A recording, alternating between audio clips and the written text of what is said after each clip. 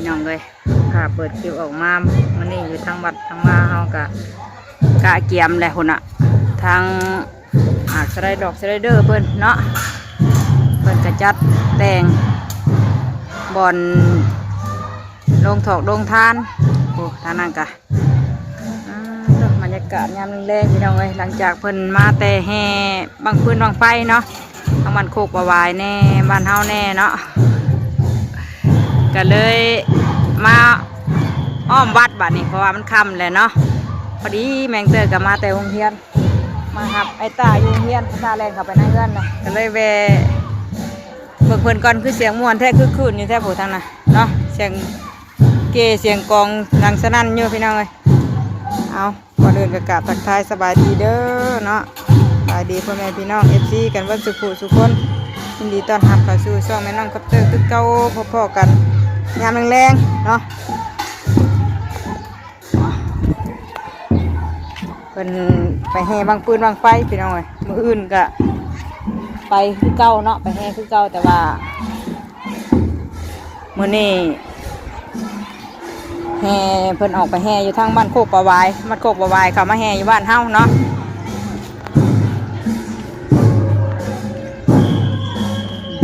เพิ่นจัดเตรียมไว้เด็ดหมองลงสองลงท่านเด่นน้ำมาตะเกือนป้าพุ่นแหละมากลางไว้โอ้มาเบิ่งก่อนพี่น้องเลยเบิ่งท่านนี้ก่อน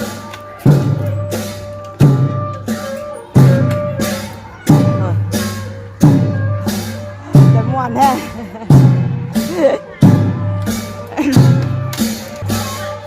คือขึ้นพี่น้องเลยเนาะใกล้แล้ว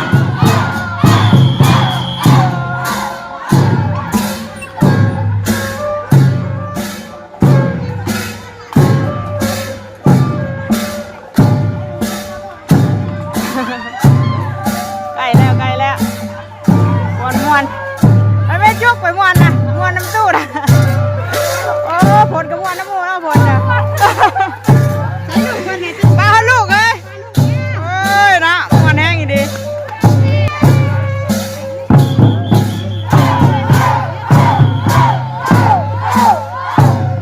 ห้าจุกยานนะปะ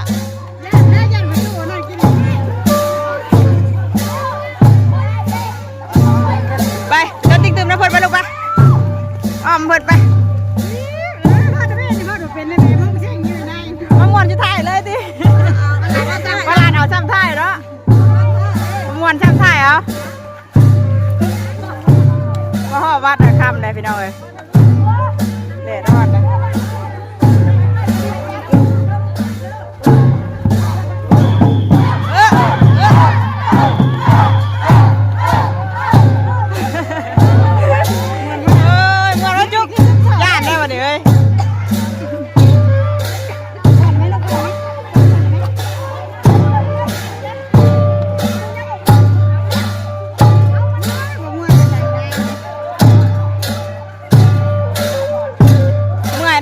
กองห่อนช่างเนาะ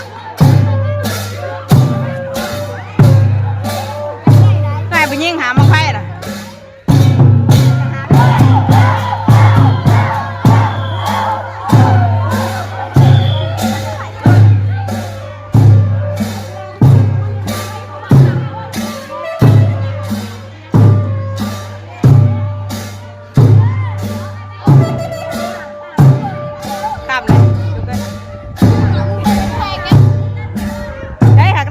จุดนะบ่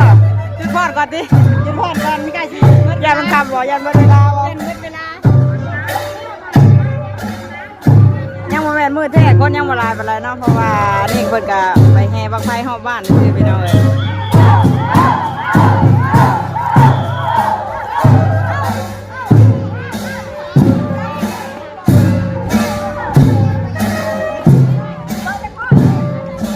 ได้หอมหนึ่งบ่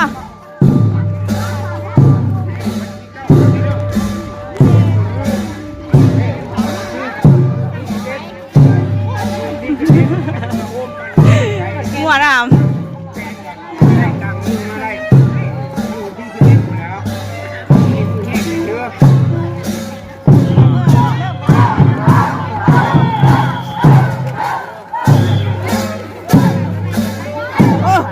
หัวกันเลยจะปวดหัวกันแถวโลกสิกันทั้งผ้าหัวมันคือถึงช่วง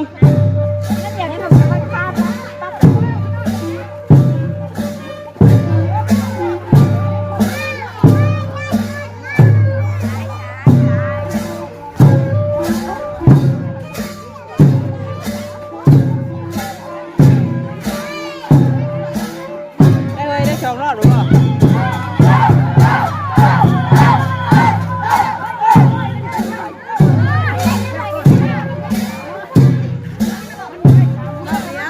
ได้บ่หักได้รอบนึงพี่น้องเลยนะ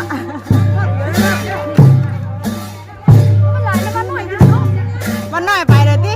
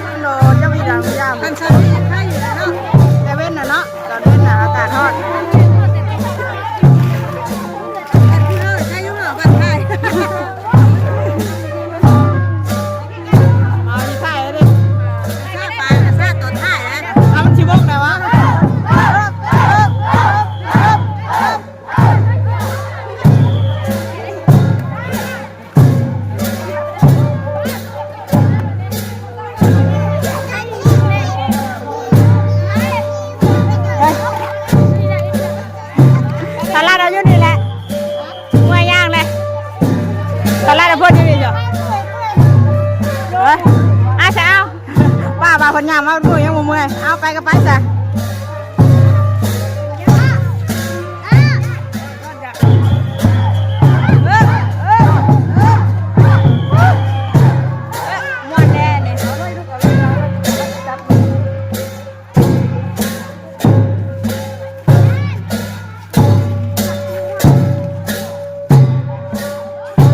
หอมเหล่าเลยหอมเหล่าเลยมาป้าป่ะมาป้าเมื่อยอุ้มหน่อยมาป้ามา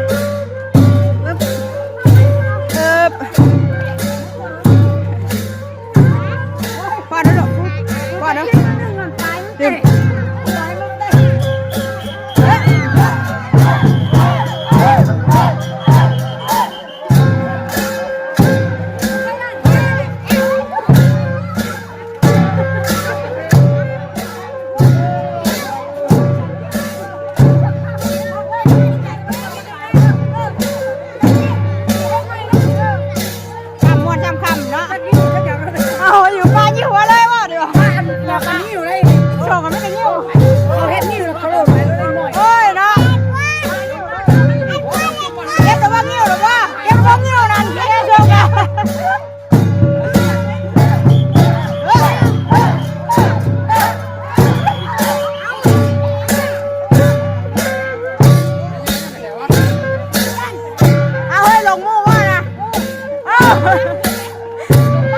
ลงบ้านนะมาเลย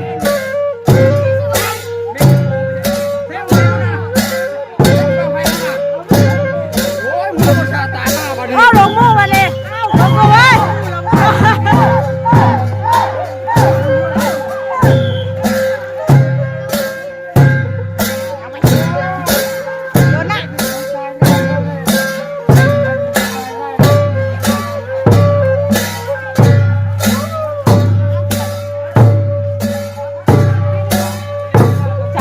กองได้ไปหน่อยทั้งนักทั้งดีเนาะ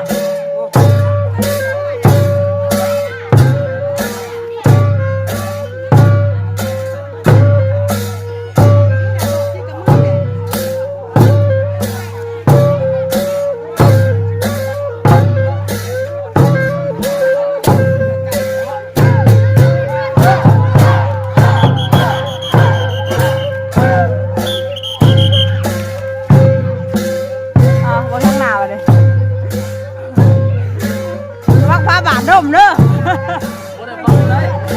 บ่ได้เมาว่ะยัดว่าแต่เขาก็เป็นย่องแย่แบบนี้ยัดเมาแดดได้หลายกว่า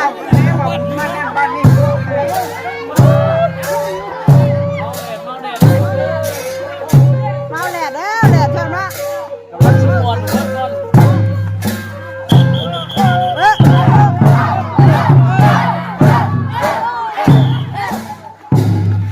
ผมไฟขวดหัวป้าได้สินแม่มาแล้วแม่มาแล้วแม่จุกมาแล้วหาแม่มาแล้วเห็นปะแม่มานำหน่อยพ่อเดี๋ยวเฮ้ย3 รอบเดี๋ยว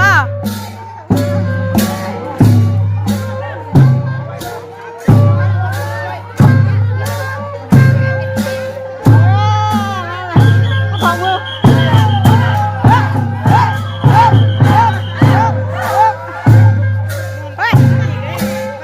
มาเท่าเดียวดิเฮ้ยมาหน่อยไปเลยเนี่ยออกดอกมันสำคัญ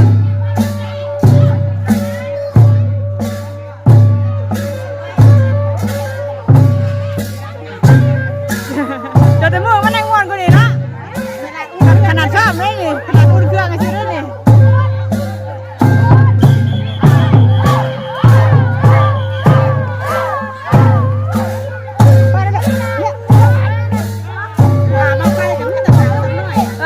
มาอยู่ก็มีสาวหามแท้ป่ะสาวหาม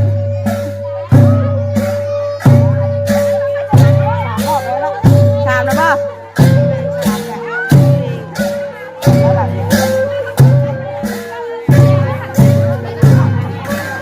ในอีกรอบนึง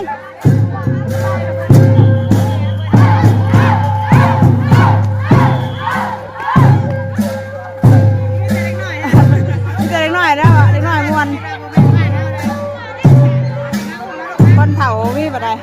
แม่ปะเปลี่ยนได้เปลี่ยนผ้ากินนี่มานะบ่ใช่แม่บ่ได้มาบ่ตอนนี้ปะลุกกันไปมาให้ลงไป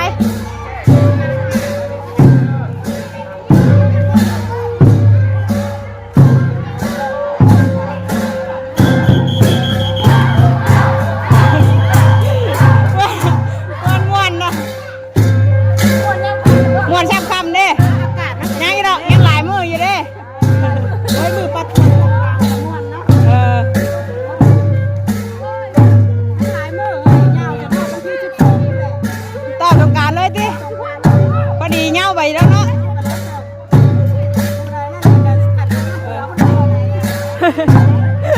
ใส่น้ำเกลือหาเงินเนาะหาเงินใส่น้ำเกลือกับพ่อแห้งหาเงินติดบุญกับพ่อแห้งนะแล้วบุญยังนั่งหาเงินใส่น้ำเกลืออีกวะมาให้ดูมาเดี๋ยวเปิดไป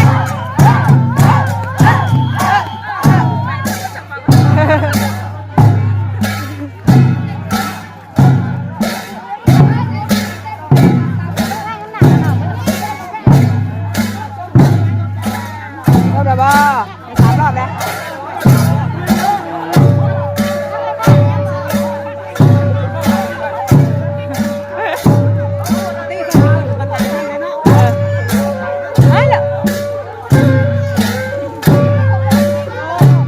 เขียกองกับม้วนเนาะสาวผมยาวใช่ผมไงว่าสาวดิ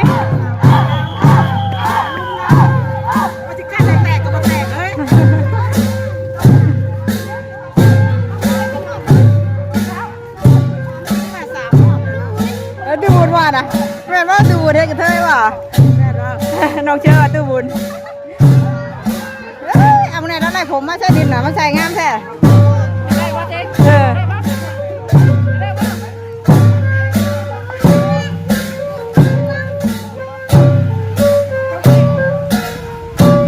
ลมมาเย็นๆเนาะช่วงค่ำนี่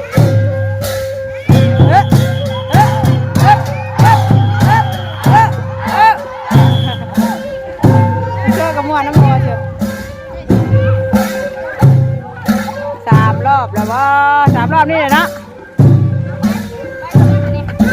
ปึ๊บเมื่อยบ่นะ ฮะ ปวดแขน เปลี่ยนกันกับป้าได้กินอีกอะ ไปดีนะ ได้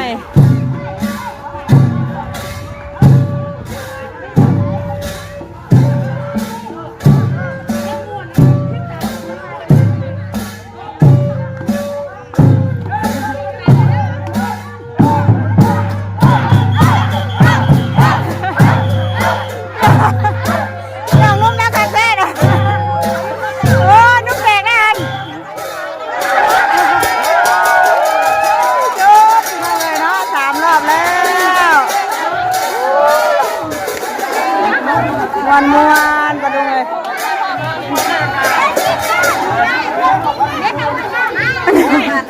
ที่บ้านตู้บุญได้ช่างยอด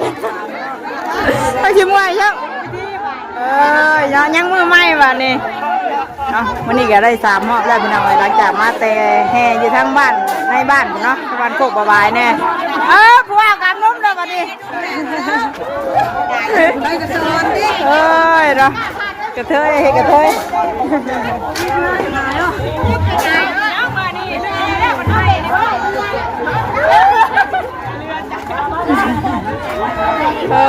เนาะไปเรียกอะไรบ่เบิดเลยเรียบร้อยยังมือใหม่ยังอยู่มืออื่นก็สิเป็นมือแท้เลยเนาะมืออื่นก็สิเป็นมือครบมืองานพี่น้องเลยมืออันจัดแต่งเนาะกาเกียมทางนี้ก็อันนั้นเพิ่นเฮ็ดเป็นนั่นว่าอันนั้นเฮ็ดแม่อยู่แม่ครัวเฮ็ดอยู่ครัวกินน่ะเด้เวลาแต่งผ้าขาวผ้าน้ำหั่นเด้เพิ่นก็กางเต็นท์ไว้หั่นเนาะเพิ่นตัดต้นนี้ออกแล้วก็แปลนพี่น้องเลยเนาะมันจะสะอาดสะอ้างไปอีกแบบนึงเนาะปุ๊ทางในบ้านพุ่นเสียงข้องเสียงกองทางบ้านโคกบายมันโคกน้อยพี่น้องเลยเนาะไปเมื่อก่อนสัปดาห์นี้เนาะทางเพิ่นก็แห่แล้วเรียบร้อยเลยไปดูเลยหามน้ำในอื่นเตรียมตัวหาอันไปซื้อเครื่องซื้อของนั่นเนาะแมงเชื่อเพิ่นชีมีโรงทานข้าวปุ้นบอกพี่น้องเลยเนาะสิมาตัดแดงเห็ดน้ำข้าวปุ้นปะได้ตะกะเกี่ยมไว้เด้อเนาะโอ้ดอกไม้ดอกแดงนี่ก็เป็นอะไรเด้อยู่หน้าบ้านหน้าเฮือนเนาะนี่ไงบ้าง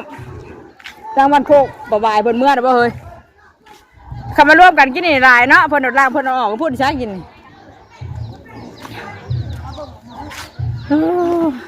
ดูนี่ก็มั่งเลย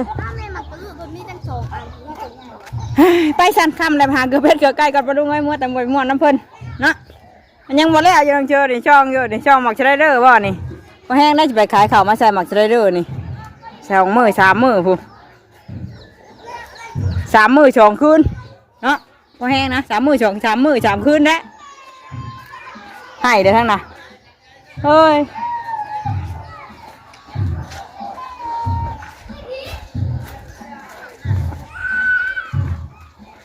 ไปเดี๋ยวสิทา